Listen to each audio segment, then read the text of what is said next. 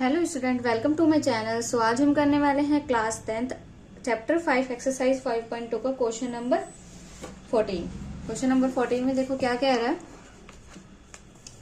How many multiples of 4 lies between 10 and 250। हमें क्या बोल रखा है, कितने नंबर होंगे 10 और 250 के बीच में जो 4 से क्या होंगे, मल्टीपल्स हैं, 4 के जो मल्टीपल्स हैं। ठीक है, मल्टीपल्स का मतलब क्या हुआ कि जो मतलब डिवाइड हो रहे हैं 4 से। ठीक है, सेम ये 13 क्वेश्चन के जैसा ही है, सेम डिक्टो सेम है उसी के जैसा। हम इसको करते हैं। हम पहले इसको क्या करेंगे, 10 और किसके बीच में हमें देखना है 250। ठीक है, अब देखो हमें देखना है इसमें से कि किससे डिविजिबल होना चाहिए, मतलब मल्टीप्लायर किसका होना चाहिए, 4 का। मतलब कि 4 से क्या होना चाहिए, जो डिवाइड हो। ठीक है, अब 10 तो होते ही नहीं है तो उसको तो हम देख सकते हैं क्या होगा, फर्स्ट टर्म 12 होते हैं। 10 के बाद 12 हो जाए तो 4 से डिवाइड होता है, मतलब जो 4 का मल्टीपल्स है।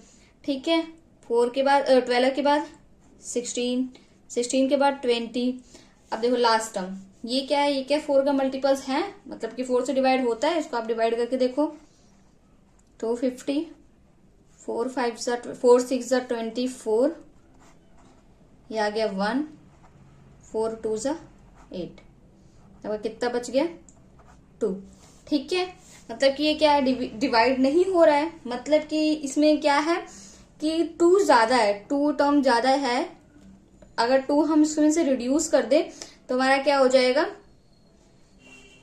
4 से डिवाइड हो जाएगा। तो हम इधर लास्ट टर्म हम क्या लिख देंगे,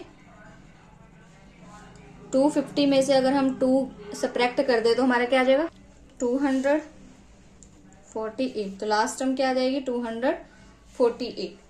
ठीक है, तो ये हमें क्या दे रखा है an, तो हम an का फॉर्मूला लगाएंगे a plus n minus 1 d।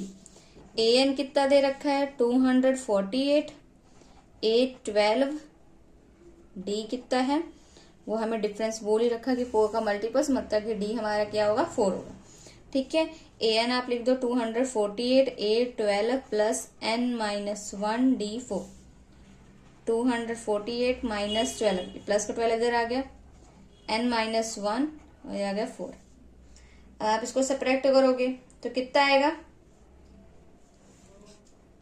236, इधर n माइनस 1 4। अब चाहिए आप इसको इधर मल्टीप्लाई, जैसे मैंने 13 सब में कराया था, इसको आप मल्टीप्लाई करके भी एक कर सकते हो और डायरेक्ट भी, ये मल्टीप्लाई में ही है ना, आप इसको डायरेक्ट क्या ले आओ, डिवाइड कर दो 4 को, n माइनस 1। ये 4 से डिवाइड करे, 4 5 20 और ये कितना आ गया 36, 9 4 9 36। ये आ गया 59 n माइनस 1, 59। ये जो 1 इधर आके क्या हो गया, ऐड हो गया, माइनस का 1, ये आ गया 60 n। मतलब कि जो हमारा क्या कहते हैं n आया कितना 60 आया, मतलब जो 60 टर्म है। ठीक है, इनके बीच में जो 4 का मल्टीप्लाई है। ठीक है, अब आगे हम इसका 15 सम करेंगे। इस क्वेश्चन को देखो क्या बोल रखा है, for what value of n are the nth term of 2 APs, 1 APs ये दे रखी है, अदर क्या दे रखा है, ये दे रखा है, आर इक्वल। मतलब कि ऐसी कौन सी n की वैल्यू होगी जो क्या कहते हैं, जहां इनकी जो nth टर्म होगी, इन दोनों APs की जो nth टर्म होगी वो क्या होगी, बराबर। ठीक है, ऐसी कौन सी वैल्यू होगी n की। ठीक है, तो हमें वही फाइंड करना है। तो हम इधर लिखेंगे फर्स्ट AP क्या है 63, 65, 67 और ये सेकंड AP हम लिख लेंगे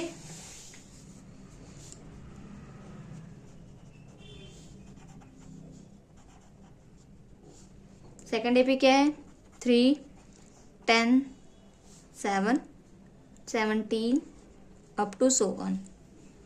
फिर हम इसकी वैल्यू निकालेंगे। फर्स्ट टर्म हम लिख लेंगे क्या है 63 है। ठीक है, D क्या है A2 minus A1, A2 65 minus 63, इसका कॉमन डिफरेंस हमारा 2 आ गया। इसका हम फर्स्ट टर्म निकालेंगे 3 है, और common difference A2 minus A1 10 minus 3 7। ठीक है, अब हम मान लेते हैं कि जो इसकी nth टर्म है वो क्या है, इक्वल है। मतलब an को हम मान लेते हैं कि किसके इक्वल है, an के। ठीक है, मतलब आप इसका दोनों का a सेम मत लो, इसका कैपिटल A ले लो। ठीक है, और इधर कैपिटल D ले लो, इसका स्मॉल d। ठीक है, अब आप क्या करो, ये an है आप। ठीक है, इसको हम कैसे लिख सकते हैं इसके जनरल फॉर्म में, a plus n minus 1 d। इसको हम कैसे लिखेंगे, a प्लस n माइनस 1 और d, मतलब कि कैपिटल D।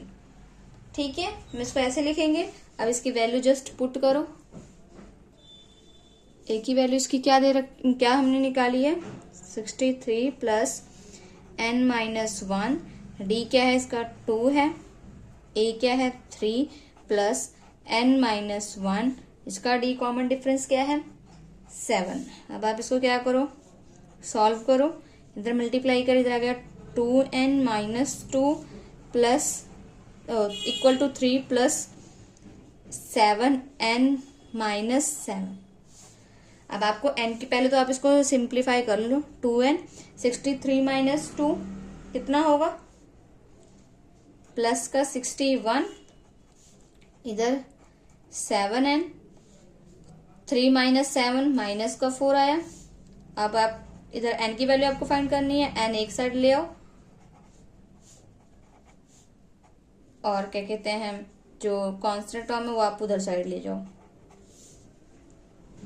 इधर आ गया माइनस का 5n, इसको आप ऐड करोगे माइनस का 65, माइनस से माइनस कैंसल। इधर n की वैल्यू क्या आ जाएगी, 65/5, क्या आ गई इधर 13। ठीक है, n की वैल्यू क्या आ गई 13। मतलब कि जो 13 प्लेस पर जो डिजिट आएगा, मतलब इन AP का, वो क्या होगा, इक्वल होगा। ठीक है, उनकी उसकी जो टर्म्स होगी n टर्म, मतलब 13th टर्म जो होगी उसकी क्या होगी, इक्वल होगी। 16 टर्म में देखो क्या कह रहे हैं, determine the AP whose third term is 16 and the 7th term exceeds the 5th term by 12। हमें मतलब एक AP बनानी है। ठीक है, डिटरमाइन द AP बोल रखा है, मतलब कि हमें एक AP बनानी है जिसमें कि जो A थर्ड है वो हमें क्या दे रखा है 16, जो कि हम इसको ऐसे लिख सकते हैं A plus 2D is equal to 16।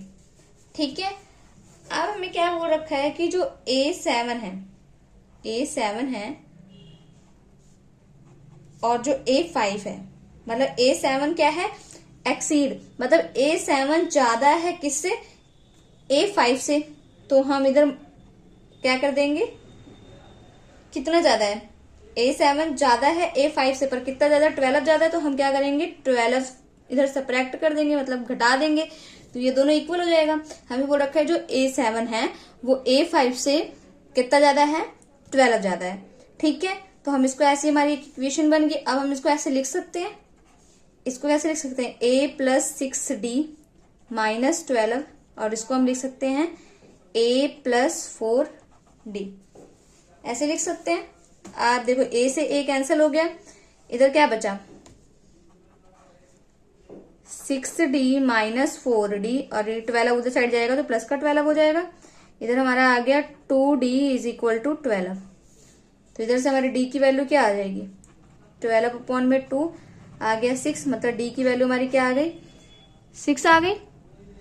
ठीक है, अब हमें क्या क्या फाइंड करना है, फर्स्ट टर्म फाइंड करेंगे तभी तो हम AP मतलब बना पाएंगे। ठीक है, तो इसको हम इक्वेशन क्या देते हैं, 1 दे देते हैं। Put value of D in equation 1, इसमें आप D की वैल्यू पुट करो, A प्लस 2 6, इधर 16 आ गया, A प्लस 2 6 12, इधर 16 है।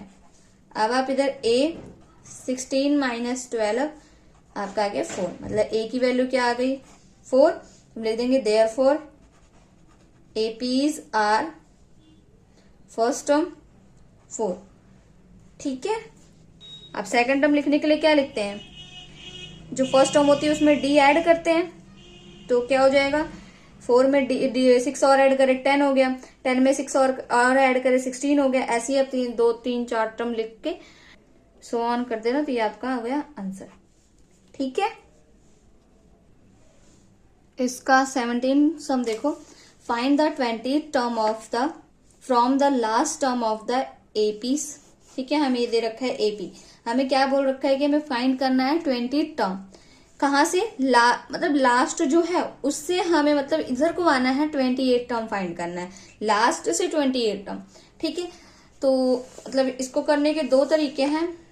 ठीक है, मैं आपको इजी वाले तरीके से करा रही हूँ जो आपको इजीली लगे। ठीक है, तो पहले इसकी एपी लिख लेंगे कि एपी क्या है, 3 8 30 13 253।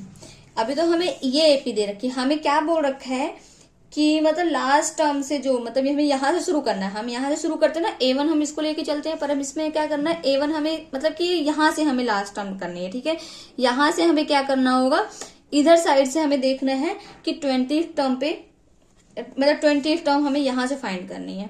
ठीक है, तो हम इसको कैसे करेंगे, पहले तो आप इसको क्या कर दो, इसकी को ही आप उल्टा कर दो, जो लास्ट टर्म है उसको हम फर्स्ट टर्म बना देते हैं। ठीक है, तो इसको हम कैसे लिख सकते हैं, 253 अप टू सोन, ये हमारी फर्स्ट टर्म होगी। अब इधर आप लिख दो पीछे से 13 8 3। ठीक है, तो हमारा A1 मतलब कि फर्स्ट टर्म 253 हो गया। D क्या हो गया, 8 - 13 जो कि हमारा -5 आ गया।